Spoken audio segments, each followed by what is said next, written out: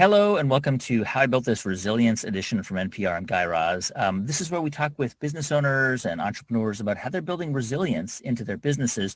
And before we start, I just want to thank our First Republic Bank for their support of this series, safeguarding your spending with the redesigned First Republic mobile app with features like personalized alerts for unusual activity and customizable settings that prohibit unauthorized purchases. You can even turn your debit card on or off if it's ever lost or stolen right through the app. Visit firstrepublic.com/digital to learn more. Member FDIC, equal housing lender. Thank you, First Republic Bank. Okay, before we begin today, we had scheduled an interview with Ethan Brown of Beyond Meat. Unfortunately, Beyond Meat notified us late last night that they were pulling out of the interview, but we wanted to stay on the theme of sustainable food. So we reached out to Loren and Loren Poncia. They're owners of Stemple Creek Ranch in beautiful Marin County. They were featured on a part of the show we did a few years ago called How You Built That. They are here with us. Welcome. Thank you for being with us. Thanks. Thanks for having us. We're excited to be here. So for those of you who don't know, and probably many of you don't, Stemple Creek Ranch is one of the very few carbon neutral livestock ranches in the United States. How they do this is amazing. We're going to hear about it in a moment. Loren is a fourth generation California cattle rancher. He and his wife, Lisa, next to him, transformed the small family business into an organic regenerative farm more than 15 years ago. Their meat is humanely raised. It's all grass-fed on more than 1,000 acres of land. Today, their meat is sold at restaurants across the Bay Area and at grocery stores, and they also ship nationwide direct to consumers. So it's great to have you, and thank you for stepping in at the last minute. No problem. And before we get to my questions, please submit your questions if you're watching on Facebook or LinkedIn or Twitter or YouTube, however you're watching. If you've got questions about regenerative farming, organic beef, grass-fed meat, whatever it is, if you're skeptical, whatever you're interested in knowing, please submit them and we'll try to get to as many as possible. All right, Loren, let's start with you, because I think a lot of people might be wondering, carbon neutral beef, like how is that possible, right? I mean, livestock production accounts for so much carbon pollution. So how do you raise animals that don't add carbon to the atmosphere?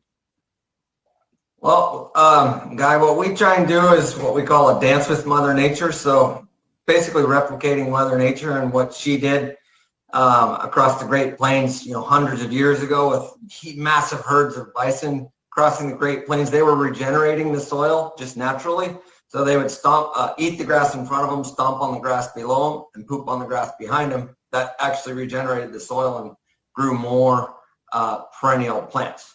And really, it's a photosynthesis business. So if we have a living plant in the ground that's capturing sunlight, it's growing and with photosynthesis, pulling CO2 out of the atmosphere, storing it in the soil. So we just dance with Mother Nature.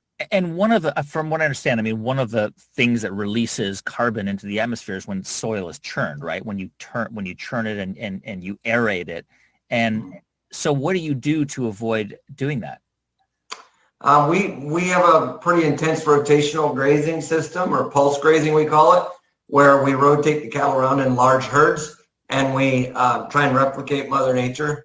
We're not perfect at it, but we try, and it just promotes perennial plants that are gonna make more photosynthesis, which is going to sequester more carbon. And are you able to actually measure it? Because we think of like cows, right, for example, as creating methane, and that contributes, of course, to carbon pollution. But are you able to actually measure how you're able to sequester that carbon and offset the methane that they release?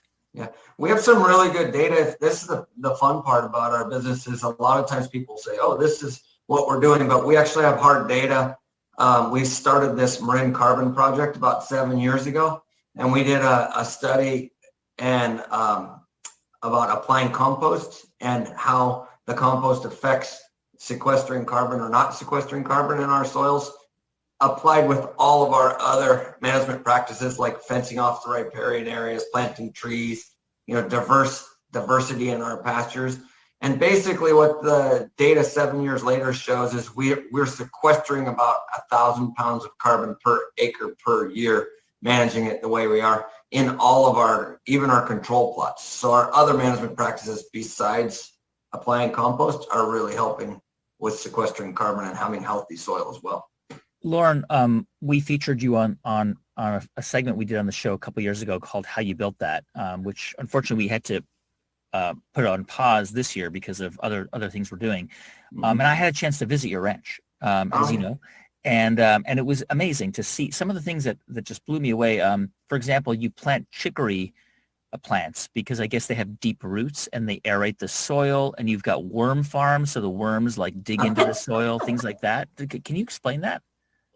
Yeah, so basically a lot of people would say, what's your biggest limiting nutrient in a California dryland pasture?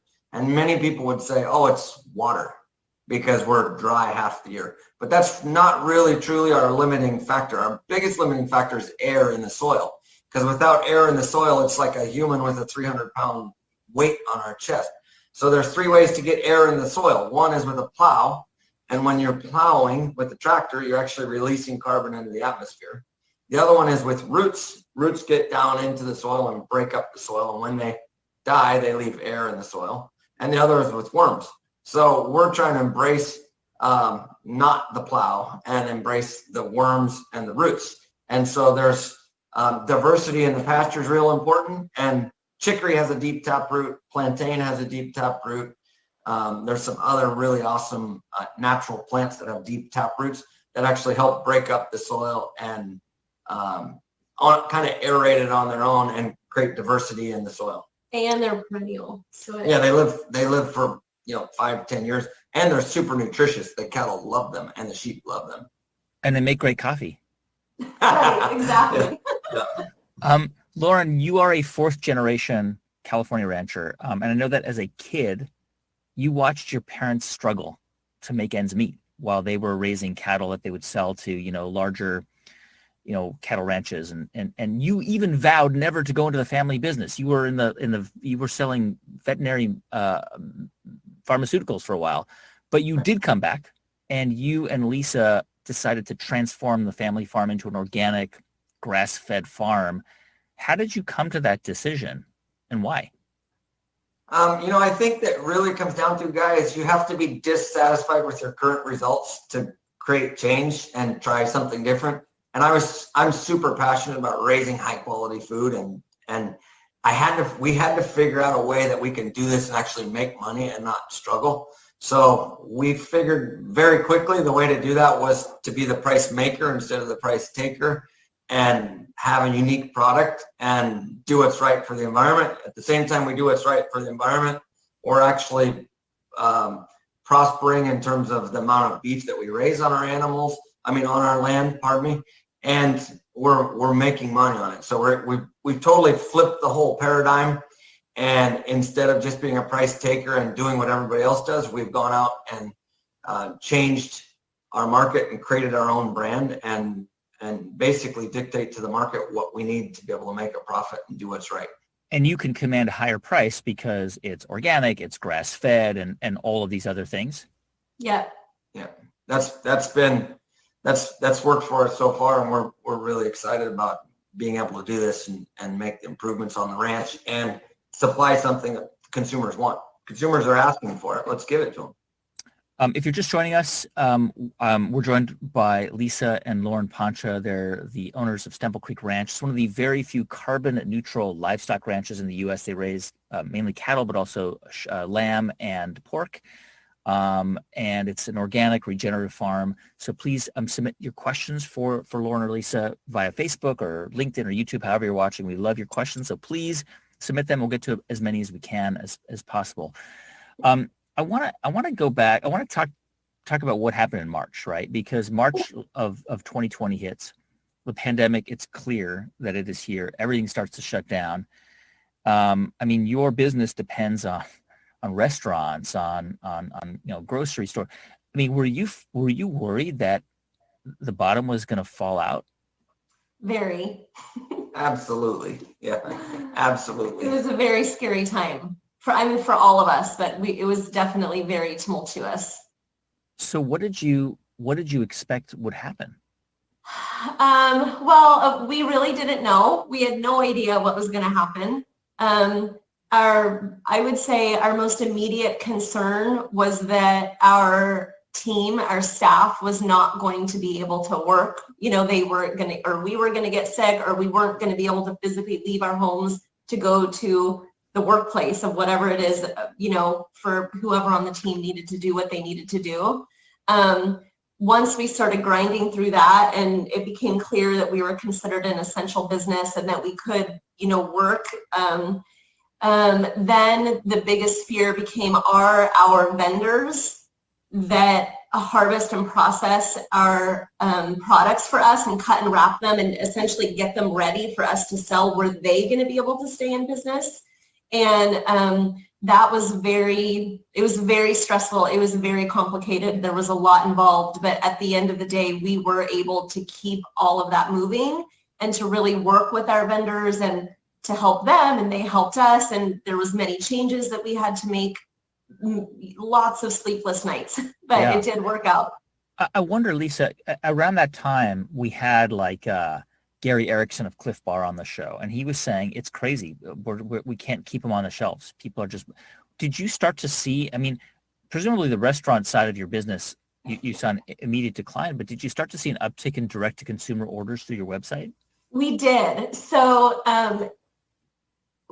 interestingly enough, just before the pandemic, we were featured on a Netflix TV show called Ugly Delicious, so about steak. So we were already seeing a decent influx to our online sales because of that. And then COVID hit right in the middle of March, and we definitely saw quite a bit of increased traffic on our website for our direct-to-consumer sales.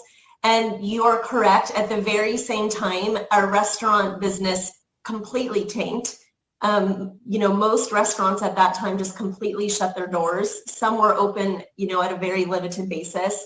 And so then it became the logistical issue of how do we take all of this product that was processed and, cut and wrapped and ready to sell, like in large quantities and pieces, to restaurants and food service, and somehow reprocess that into retail cuts so that we could have them available for the direct-to-consumer sales.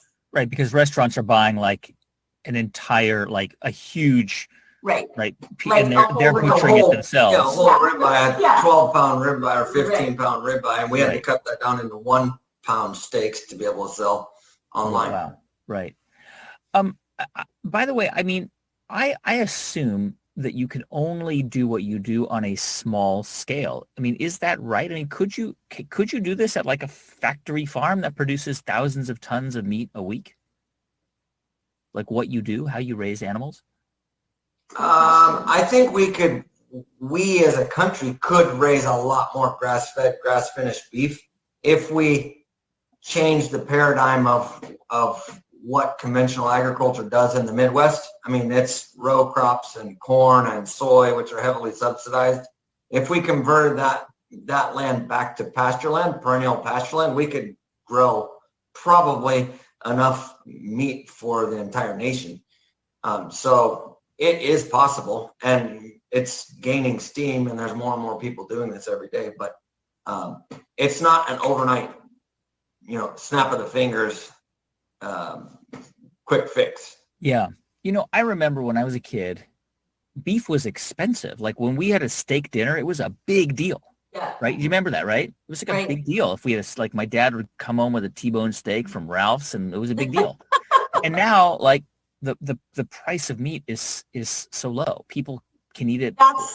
Right. And so go ahead. What were you going to say, Lisa? No, sorry. That's a huge part of it. And we talk about this all the time, is that's part of the paradigm shift, is that, okay, maybe producing it this way is more expensive to produce, but then maybe you eat less, and maybe. Wow. And there's a true cost that's not measured in what you pay for at the grocery store when you're buying conventional meat. And the true cost is the subsidized feed that goes into it, and the environmental or the way that employees are treated, all of those types of things. And the conventional industry is very, very efficient, so they can do it cheaply, but they're not necessarily very, very resilient. And that's what we ran into during the COVID times, where huge packing plants where people were as close as me and Lisa, making one knife cut, were getting sick with COVID and the packing plants were getting shut down. Our small processors were more resilient because they could give each other space, and they were, it wasn't as efficient. It's not as cheap to do it, but it's more resilient, if that makes sense. So, is there a world where, because, right, I love this idea of eating less meat, eating it mindfully, right? You might pay a little bit more, but you're not going to eat it every day. But is there a world where, because right now, grass-fed or organic, sustainable, carbon neutral meat like that you make, which is still very rare in the United States, it's expensive, right, compared to a McDonald's burger, for sure. Is there a world where it could be produced and sold at a lower price point, or is that just an impossibility? No, I think we're headed that direction as more and more people learn about it and become efficient and understand how to raise the cattle. I think in 20 years, it's going to be very common that you see grass-fed organic meat on the grocery store shelves. That's, a lot more affordable. But even now, it's not unaffordable. It's when you look at the nutrient density of grass-fed meat compared to all the other things on the grocery store, it's actually relatively cheap. When you look at the nutrient density, it's just, do you need to eat 2 pounds a day, or do you need to eat 2 ounces a day? So we're getting a lot of questions in, so I'm going to go to some of them now because there's some really good questions. This is from Megan Brunner via LinkedIn. Megan asks, do you have any predictions to when regenerative agriculture will become mainstream? Kind of like how organic and non-GMO have become mainstream. I already see such an influx and so much more interest in it, and so many more farmers and ranchers getting really excited about it. So we are absolutely on that road. I think it's like a tidal wave, the groundswell is building and it's coming, and it will be more mainstream in 10 years from now. But a lot of it comes back to, and not to get political, the different administrations now. With the new administration, I think there'll be more focus on regenerative and carbon type farming practices. And, it will affect the future of food. Well, and even 10 years ago, we very much felt like we were going against the grain. And a lot of people thought we were a little wackadoodle, which maybe we are. I'm sure we are, especially with our kids at home. But even that has changed, and that's only 10 years. 10 years is not a long time. Yeah. Question from Chris Derry Rose, Elrod, asking what exactly is regenerative farming? We've talked about this a lot, Chris. I just want to briefly summarize. It's a system where you rotate the cattle across the land, and you allow for the land to regenerate, and you also preserve the natural habitats, and you use other techniques like what Loren talked about, the carbon sequestration. Is that a fair description, guys? Yeah, there's a lot of definitions right now for regenerative, but to us, it basically keep things growing and living, and not trying to kill them with chemicals and airplanes to, kill a weed. Instead, let's embrace, build more biodiversity in our soils and our pastures, create more life. Don't be killing it with human technology. Here's a question from Vivek Sinha, and before I ask this question, I want to preface it by saying, the story of the two of you, because you work together, you run the business. The story of your story is also fascinating, because I know you both met at college at Cal State San Luis Obispo and Cal Poly. And Loren, you were studying veterinary science, and Lisa, you were intending to become a lawyer. You did become a lawyer. I don't think you had any intentions of ever working as a farmer. You grew up in Los Angeles, and you are a farmer. And you are a husband and wife team. Vivek asks, how do you, as a husband and wife team, make it work? He says his wife and he are in the same profession, and 2020 has made it really challenging to find a work-life balance. Yeah, amen, Vivek. So we both probably have some comments here. It's very challenging. We are not, rosy glasses type people. It's really, really hard. But I would say what has made it work for us is two things. One, that me and Loren very much have different skill sets, and we come from very different places. And so we have tried to embrace each other's philosophies and strengths and weaknesses. And so we have very different sandboxes in our business. Loren has his sandbox. I try really hard not to disrupt what he's doing in his sandbox. I have my sandbox likewise. It doesn't always work, but we try really hard, and it does make it really challenging to have any sort of definition, between work and life. We really don't. It's just like one whole big thing. But doing this with your life partner definitely makes success so much sweeter. Yeah. Loren? She said it, stay in your own sandbox whenever there's conflict in our relationship, because there's no line between business and relationship. We're always on. It's I'm getting into her sandbox usually, and I need to stay on my, in my side. But that being said, like, our goal is to put systems in place as business owners so that in 5 years we can be luxuries to the business. We don't have to show up every day in order to make this thing run. And Yep. Lisa's doing an amazing job steering our ship in that direction, and we have a great staff. And I mean, the staff has really just blown it up in COVID times.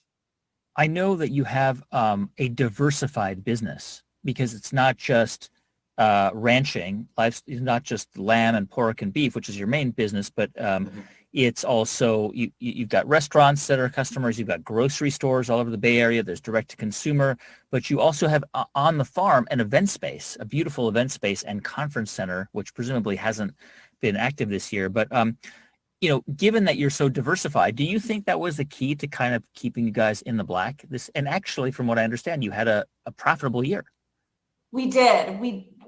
Our ranch and our meat business had a profitable year. I absolutely think that our diversification is what helped us stay afloat this year. At the very beginning, 15 years ago, when we were getting into this, we discussed heavily that in order to have sustainable agriculture, it had to be sustainable for our family. And that meant we had to be able to actually make a living. It couldn't be a hobby. And so given that agriculture in general is so volatile, and there's so many things that are outside of our control with Mother Nature and, just so many other pieces, I really wanted to be diversified and have many different enterprises. That's why we have beef and lamb and pork, and why we had more than one distribution chain of, grocery stores, restaurants, direct to consumer. And it's also a huge part of why we did fix up the ranch and create this beautiful education barn where we can have farm to table dinners and host weddings and fundraisers and corporate events, because it's, it just creates more stability to the whole ecosystem, but it also allows us a venue where we can bring in people to teach them about local agriculture and about us and the other producers in our area, and hopefully go home and tell their friends and neighbors. How much can you expand as a business? I mean, if regenerative farming, right, by its nature means that you can't have hundreds of thousands of cattle like a huge factory farm, where are there opportunities for your business to grow? You want to take that? That's a pretty interesting one, because I specifically remember 15 years ago, 10 years ago, we sold all of our production. And I looked at Lisa and I'm like, there's no way we can grow anymore. Because the demand was so high? Yeah. And she goes, there's no way. I said, there's no way we can grow anymore. And she said, well, figure out a way you can do it. So what we've done recently is, it's kind of my full-time job, is to find more pasture that we can fix up and work into our system in different regions that have green grass when we don't have green grass. And then we do the dance, like I'm saying, with Mother Nature, and we harvest animals from a different pasture in July than we do in January. And we work with other like-minded people. So going back to one of your earlier questions is like, is the groundswell of regenerative agriculture growing? Yes, because we get people that call us every day and want to work with us that are ranchers, agriculturists, but they don't want to sell direct to consumers. They want to raise the animals. They don't want to talk to people. And I'm like, well, we have that recipe down. Like we can both raise and talk to people if you help us raise the cattle our way. And so in the interest of transparency, we're being 100% honest and transparent, but we don't raise all of the animals necessarily on our ranch. Right. But you have a process that you oversee and certain guidelines that they have to follow in order to be Stemple Creek 100% product. Yep. There's a question from Karthik via Facebook. Karthik asks, there are a lot of meatless alternatives, right? We've done Ethan Brown, we've done Pat Brown, Impossible Foods on the show. Really, interesting person. I mean, he has a vision. Pat Brown has a vision to that people will stop eating animal meat, because it does contribute, about 15% to global carbon emissions. A lot of that has to do with deforestation. And so he's trying to create meatless alternatives with Impossible Meat. I mean, do you think that meatless alternatives could eventually replace animal meat? I mean, do you think that's a plausible possibility? Well, in my opinion, if that happens, then we have a lot of bigger problems in the future of the planet. And that's because all of the meatless alternatives are either grown in a laboratory without photosynthesis, which sequesters carbon into the soil, like I mentioned earlier, or they're grown with tillage production in the Midwest with pea isolates and other tillage. And those tillage crops are not really what are the most sustainable thing. What we need is ruminants that are actually doing what Mother Nature did thousands of years ago, which is regenerating the soil, pulling CO2 from the atmosphere. Yes, ruminants emit CO2 into the atmosphere, but because of the growing of the crop that they harvest, they also sequester it. And so I think when it comes to true nutrient density, I much prefer cows over chemists. I think that, there's trends in the industry where people want to have like no meat Monday or meatless Monday. And me as a father of two beautiful daughters, I'd rather have no sugar Sunday than no meat Monday, because I think sugar is causing way more dietary issues and health issues for both the planet and for consumers. And I think that, there's a lot of misconceptions about what animal agriculture does for the environment. Most of these cattle are raised on non-farmable land. It's not like we're farming the flat, we're putting cattle on the flat land that you can drive a tractor to grow these other things. So we could have a whole show just on this topic, Guy, but I would much rather do what Mother Nature intended and eat, in my opinion, what Mother Nature intended, and eat an animal that has grown naturally, doing the dance with Mother Nature, than I would something that's has a patent that's, formulated in a laboratory that's made indoors and processed. It's basically fast food. A lot of these new products are basically fast food, processed food that is claiming to be healthier for the planet. And I think if you really look into it, it's not. All right, we're going to get a lot of angry comments about that. There's no question about it. You're gonna have a lot of trolls on you, and I think fair enough. I mean, listen, to be clear, I eat Beyond Meat, I eat Impossible Burgers, and I eat your meat too. I mean, I eat all of them, and there are some extremely compelling arguments, obviously, that people like Pat Brown and Ethan Brown and others who are making plant-based meats would argue and counter to what you're saying. But we'll leave it at that and say, I understand your point of view.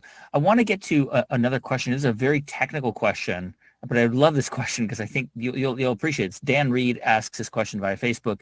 Do you have any knowledge or experience with nitrogen fixing plants that have deep tap roots? I don't entirely understand the question, but I think you might. Well, that's a great question, because we routinely plant those, but there's lots of legumes or nitrogen fixing plants.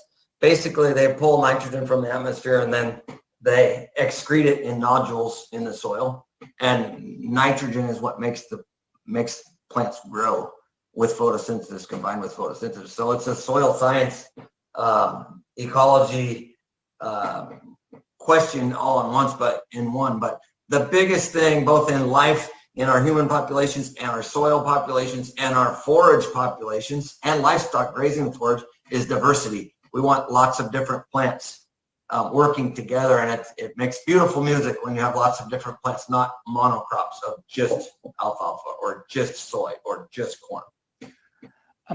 Final question for you. I mean, we are starting to see huge meat companies getting into the organic and natural, and they've been doing that for a while. I think Coleman is owned by a huge, I think Purdue, I can't remember who it's owned by.